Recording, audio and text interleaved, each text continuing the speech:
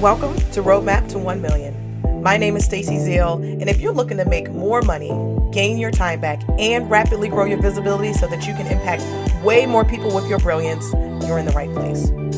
This podcast is your one-stop shop for turning your online business dreams into a reality. My main goal is to give women entrepreneurs just like you the marketing strategies, guidance, and expert insights you need to hit that $1 million milestone and beyond.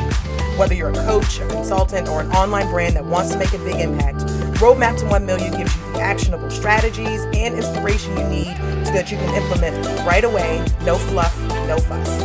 So CEO, are you ready to buckle up and accelerate your growth? Be sure to follow the show and let's dive in. Get ready to uncover your roadmap to 1 million.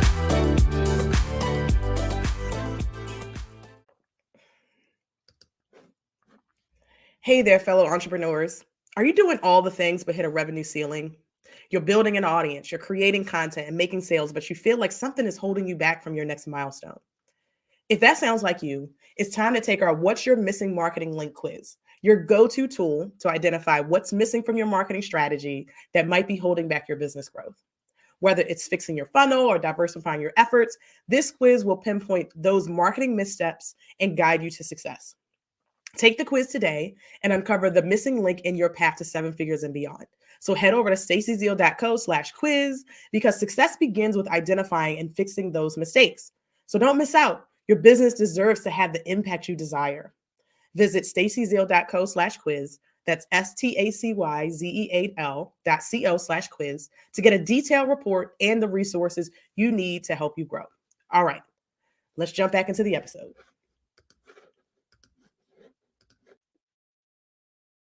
Hello. Welcome to the Roadmap to 1 Million podcast. My name is Stacey and I am your host. And if you are an online business owner looking to take things to the next level, then you are in the right place because this is a marketing podcast for business owners in the online space. So whether you are a lawyer, a CPA, consultant, a coach, you want bigger success, you want to take things to the next level, this is a podcast for you. So make sure you are following this podcast. Make sure you are sharing this with a friend because this is definitely a place for you to be able to come and get the insider knowledge that you need to be able to take your business to the next level. And so if you're thinking about today, this episode is all about the state of Facebook and Instagram ads specifically for online service providers when it comes to, 2024, 2025. And so if you're wondering if Facebook ads are still worth it for your service-based business, going from 2024 into 2025, I'm going to break down what's working. I'm going to talk about what's not working and how to make sure that your investment pays off. And so we're going to talk about some Facebook and Instagram ad strategy that work well for my clients. I am going to answer the top questions that I get about Facebook ads. I compiled, some frequently asked questions. So I'm going to answer all those. I'm going to give you some actionable advice to help you to improve your ads. And then I'm going to tell you how we can work together. If you're ready to get hands-on help, you're ready to have someone come in and really kind of run your ads for you, take and help you to take your business to the next level with advertising and organic marketing, with the right leadership. And so if you have been running Facebook ads with success and you're like, hey, I'm ready to take things to the next level, or you've had an agency that you've worked with and you're looking for someone else to work with to help you that's more aligned with your goals, definitely make sure you book a call with me because we are those experts, potentially those experts that can help you to, manage your ads, lead your organic marketing efforts as your fractional CMO, and make sure that all of your, marketing gears are pointing in the right direction so that we can take things to the next level. So head over to staceyzeal.co/call to be able to schedule that growth call with me and we can talk, all things business. So let's talk about the Facebook ads landscape. So where are we at now with Facebook and Instagram ads? So I want people to understand that Facebook and Instagram ads still work, right? Like Facebook is making billions of dollars off of ads. There are billions of users on this platform, right? Facebook has banked, a lot of its revenue on advertising. And therefore that means that they want us to be successful. And so what they do is they roll out new tools, they roll out new ad features, new things that they think will help us to be successful, right? And so one of the things that we've leaned into and, are seeing work really well is the, AI tools that Facebook or that Meta has built into its platform. And so some things like, what I mean by AI tools is one, They have AI copy tools now that can help you to kind of like give you some copy options and stuff like that based on like, if I come up with one copy option, it'll give me some other options there. But and honestly, we have a copywriter, so we're not leaning too heavily into that. But what I am seeing with my students for my course, they are leaning into stuff like that. But what I will also say about that, some other AI features that they have kind of rolled out is, Advantage Plus audience targeting. And that's the biggest thing that we are seeing. And I'm not going to get too techie for you. So don't worry. This is not like a super techie episode. I say that because I want you to understand that what is working right now is actually leaning into broad targeting. A lot of times what trips people up with Facebook ads, in particular, like service providers, they think that they don't know who to target.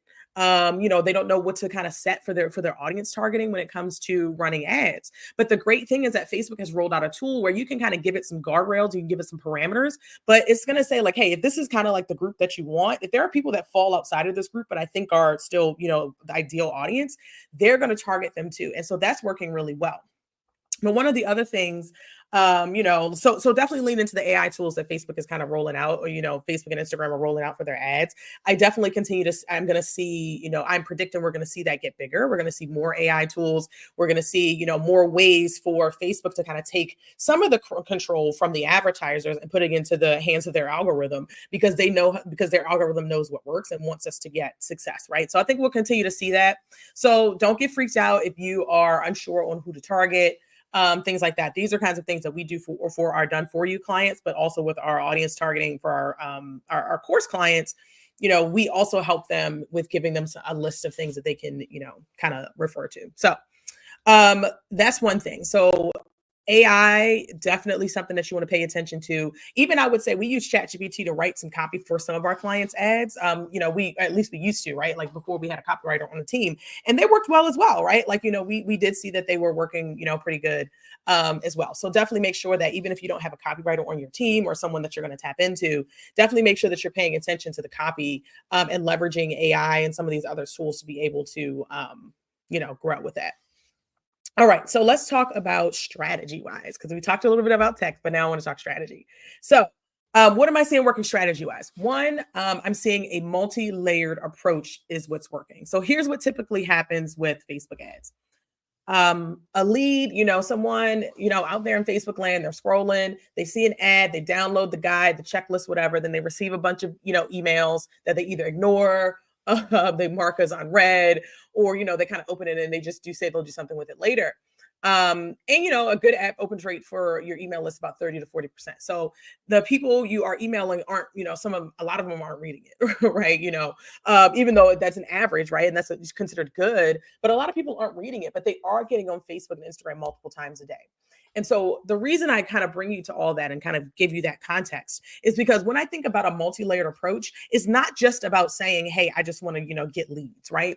What it is about, having a set like, visibility ads, things that you can run out that can introduce your, people out there on Facebook to your methodology and to your speaking and how you do things, right? So having some video ads, visibility ads that are running to kind of, build an audience for you and to get people into your world. But then you also, yes, you want to do your lead generation campaigns, right? Because we need to get them on your list so that they can be nurtured, right? So we definitely want it. So that's a piece of it. But then also, sales, retargeting, people who've gone to your website and who didn't buy the thing or didn't book a call, right? So when I say multi-layered approach, it really is, what we call is our forever freedom funnel.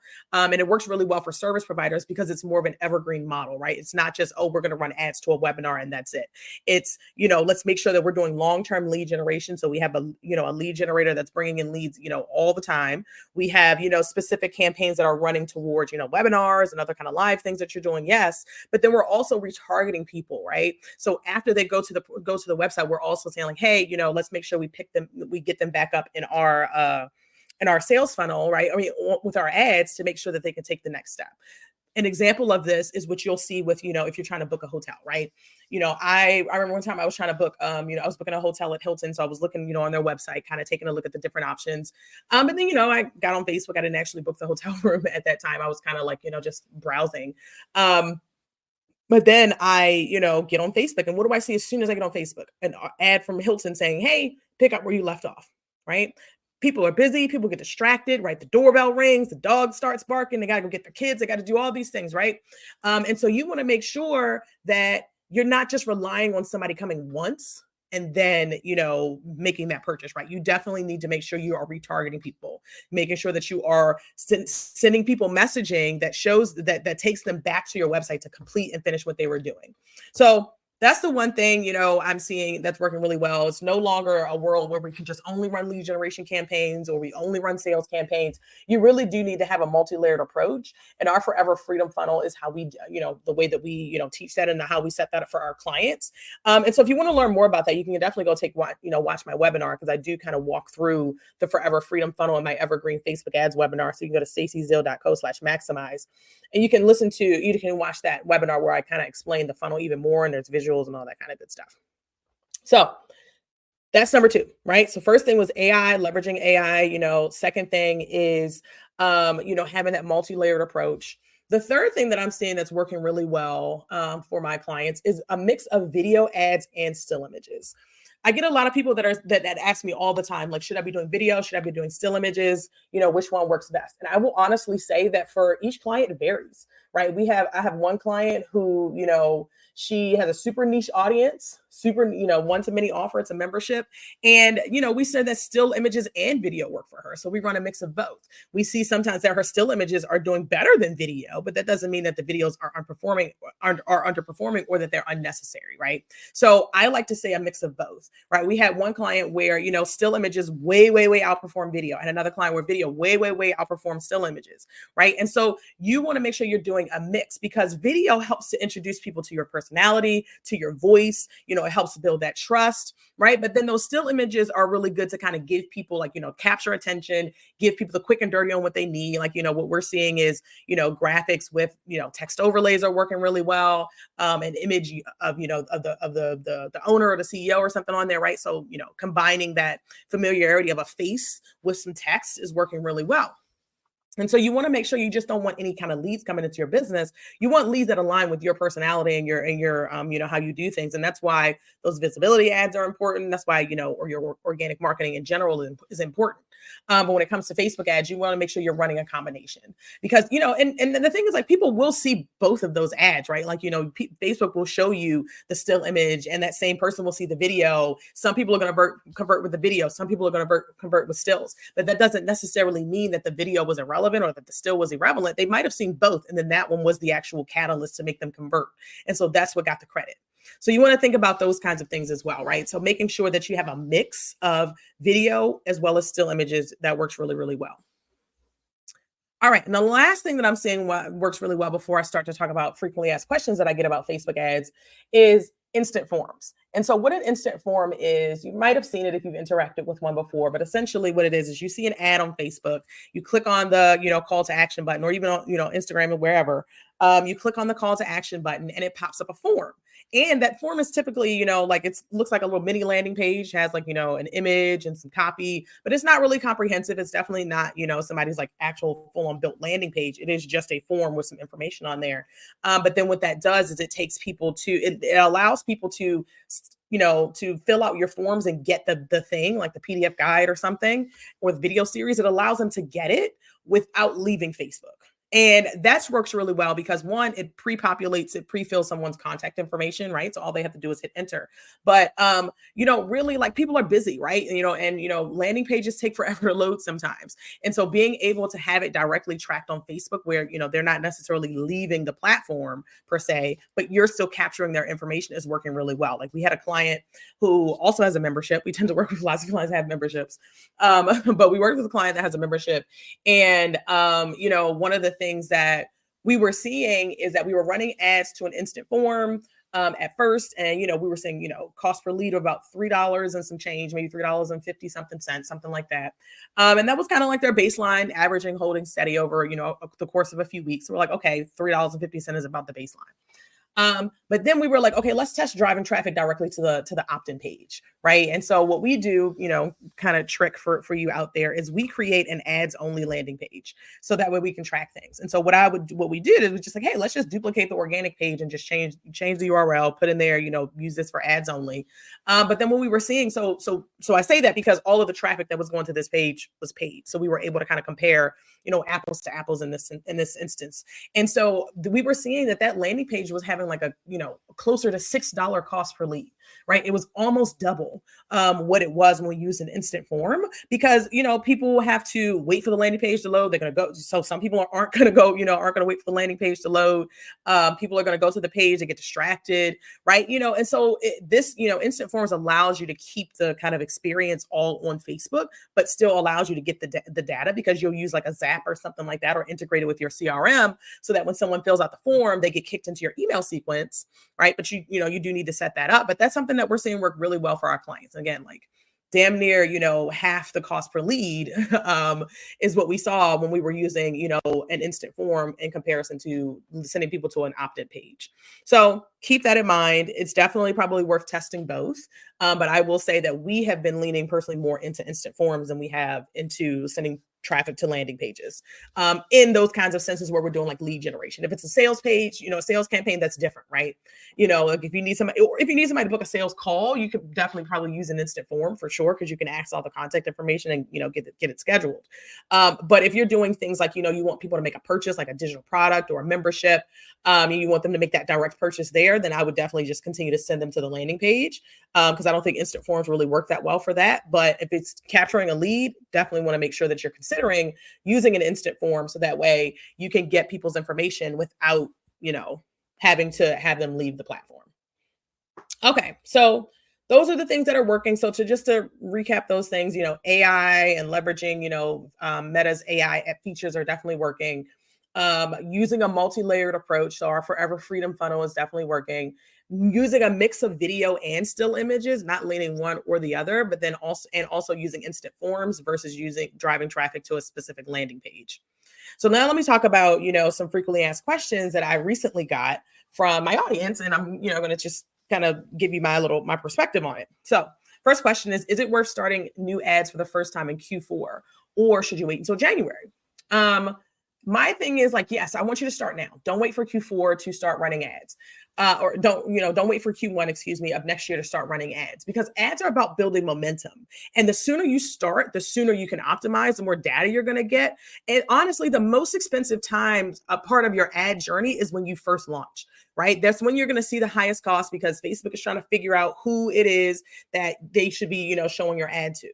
But so if you wait, right, if you wait, that cost is, you're just waiting, right? You're just delaying your success and you're delaying, the efficiencies that you would get if you were to start and say, December, learn some things, test some things, get some, test some audiences, test a mix of creative, all that kind of good stuff, make some optimizations. And then as you see the costs go down, as we move through December and into January, you're going to be even in an even better place because you took the time to start early, get those learnings and go into go into January Q1 with your efficiencies, right? With your top performing ads, not just, getting started around then, right?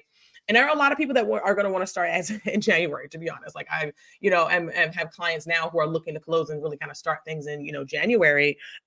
But I don't want you, as you're listening to this, to think that you have to wait until next year to get started. I want you to go ahead and get started now. Start to learn some things. You don't have to blow out your budget right now, but start to, get some learnings, get those leads in who you have to still warm up. Because that's the other thing of the conversation is like, now you're just delaying the amount of nurturing that you have to do for somebody. Because if somebody's going to sit on your email list for 3 or 4 months, waiting until January just means that they're not going to convert until March or April, right? But if you're starting in December, they should be converting sooner, right? Especially if you're doing, end of the year promotions, especially if you're doing, beginning of the year kind of promotions. A lot of people in January are like, new year, new me, they're ready, they're excited, right? And so you want those people to be in your world already when they're excited to buy because they still have to trust you, right? They're not just going to give money to anybody.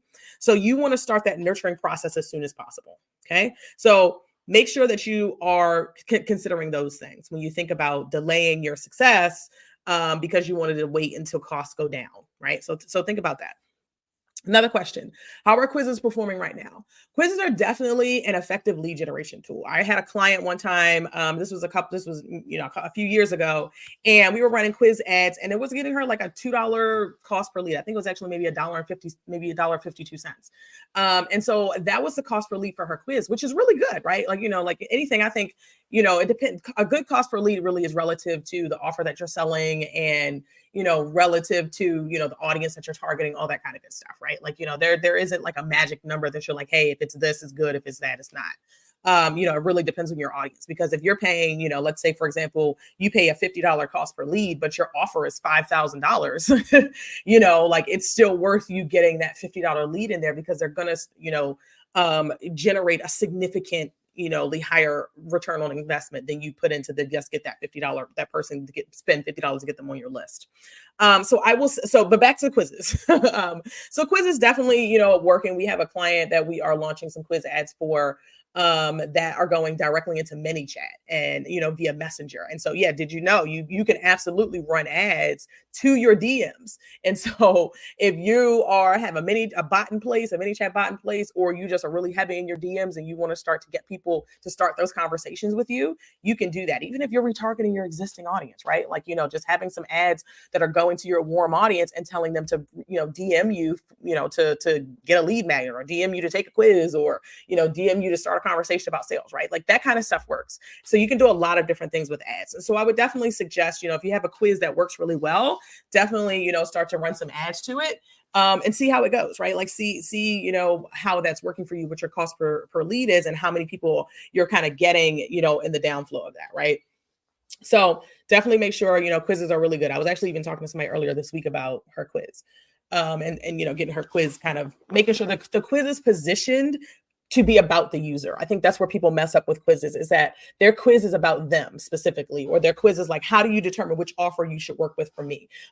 And while that may be helpful for people who are, in your audience who are trying to decide which route to go with you, it's not a great entry point for somebody who doesn't know you, right? Like, so the quiz that you're putting out there with ads should definitely be focused on, that particular person. So like personality quizzes work really well. Assessments, of like, figuring out where you're at in business, or where what you need to focus on, that kind of stuff. Those are the quizzes that you should be running ads behind, not, a quiz that's just like, hey, take this quiz to determine which, of the best ways it is for you to work with me. Should you do my membership? Should you do my one-on-one services? Right. Like definitely, start to think about it as more like you position your quiz for the person who's taking it, not not for you specifically.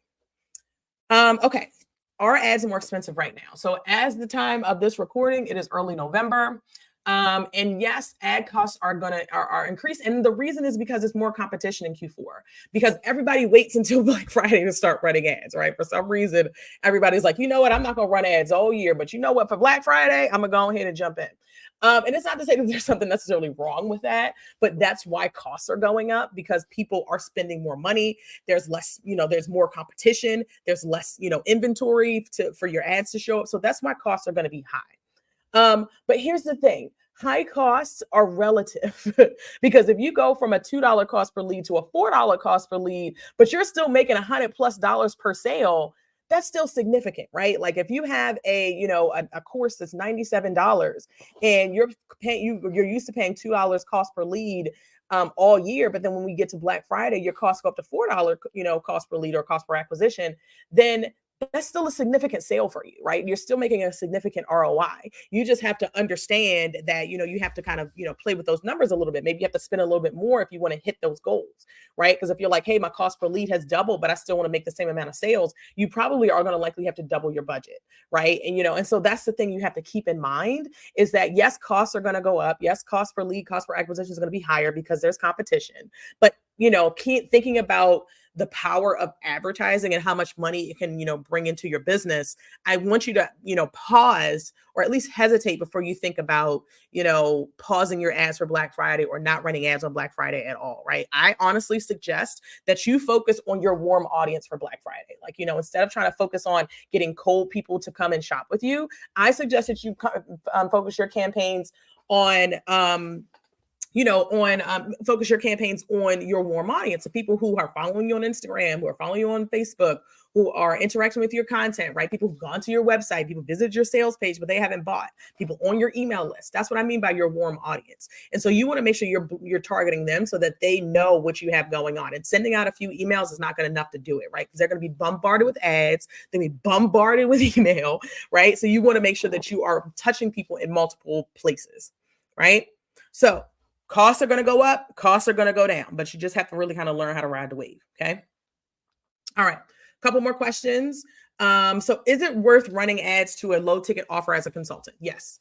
If you have a low ticket offer that's a digital product and that doesn't require personal delivery, then yes, because you need volume there. There's a lots of people who, selling a $7 product, $20 product, anything under $100, I would say, I would consider maybe low ticket, or maybe anything under $50, right, is considered low ticket. And so those are useful because those require volume, right? It requires traffic, it requires eyeballs. And, unless you're banking your whole business on low ticket offers, it's probably not your top priority to be, talking about this $20 offer every day, right? But ads are a great way to do that because ads can talk about it every day without you having to talk about it every day. So definitely, I think, low ticket offers are a great way to, one, recoup some of your ad costs, right? Because, maybe you're running lead generation campaigns, you have a longer sales cycle on the other side. So you want to recoup those ad costs. That's definitely, valid. Or if you're, using it as a more scalable part of your business, you definitely want to make sure you're just driving consistent traffic to it. And you're not relying on, posting about it here and there to actually get people to buy it, right? If you want volume, which is, low ticket, you need volume to make it worth it. Definitely want to make sure you're running ads. Should I have a landing page to capture leads, or is Facebook's CRM enough? I mentioned a little bit earlier, talked about, Facebook's instant forms. So I definitely think, leverage Facebook's instant forms if you can, and you need a premium Zapier account to be able to do that, or, or direct integration with your CRM. If you're using a landing page, fine, right? Don't let that stop you from running ads. Even though it is going to be the cost, in my data, I see the costs are higher. In your data, maybe you might not see that, right? But it's definitely worth duplicating that landing page and considering using it only for paid traffic, because then it allows you to tag people who buy, and it allows you to to have some more insight, right?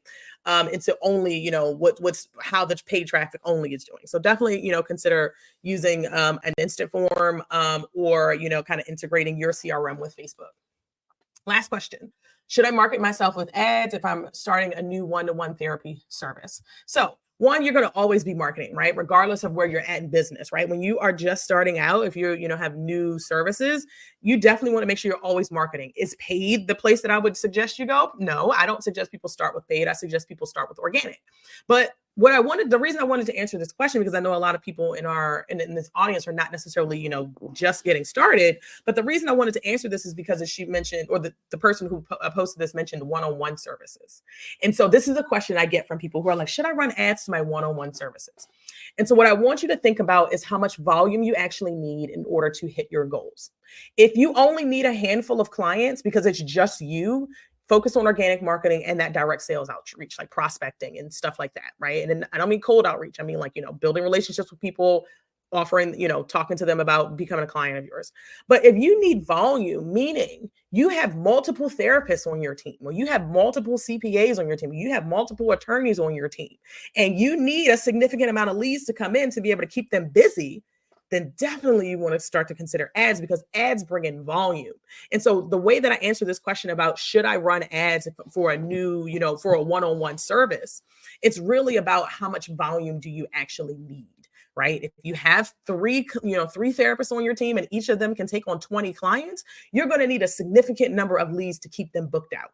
Right. And you're always going to be needing to bring in those new leads, right? It's not just, you run ads once, or you do things one time and then you don't have to do it again because people are going to leave, right? So you are going to need something that's bringing in leads every single day. Maybe if you get to the point where you're booked out, you have a wait list. But I definitely think, don't stop marketing because you're busy, but also make sure that you understand how much volume you actually need in order to get things done. Because I don't want you to turn to ads as a way to skate out on doing, doing marketing or doing sales, right? Outreach, okay? Because that's what sometimes we can try to do. We can say, oh, you know what?